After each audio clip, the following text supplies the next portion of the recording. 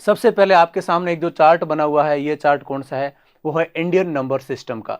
Indian number system में आपने first second class से हम लोग पढ़ना शुरू कर देते हैं, जिसके अंदर हम पढ़ते हैं वंस, टेंस, 100, 1000, 10,000, लाख, 10 लाख, करोड़, ऐसे करके 10 करोड़, ऐसे हमारी काउंटिंग को आगे चलती रहती है।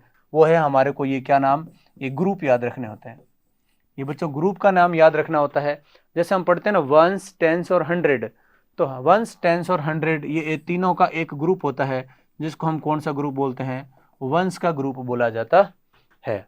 उसके बाद आता है हमारा 1000 और 10,000, उसको हम 1000 का ग्रुप बोलते हैं। तो ये कौन सा ग्रुप है बच्चों, 1000 और 10,000, ये 1000 का ग्रुप है।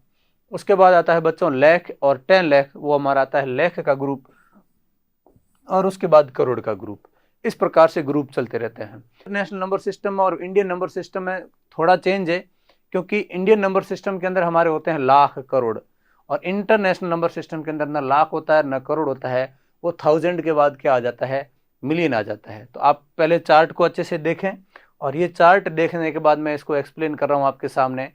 सबसे पहले होता है बच्चों वंस, वंस के बाद आता है हमारा टेंस, टेंस के बाद आता है बच्चों हमारा 100, 100 के बाद आता है 1000, 1000 के बाद आता है 10,000, और 10,000 के बाद इंडियन नंबर सिस्टम में तो आता है हमारा लाख, लेकिन यहाँ पे लाख नहीं आएगा। तो क्या सर मिलियन आएगा, नहीं, मिलियन भी नहीं आएगा।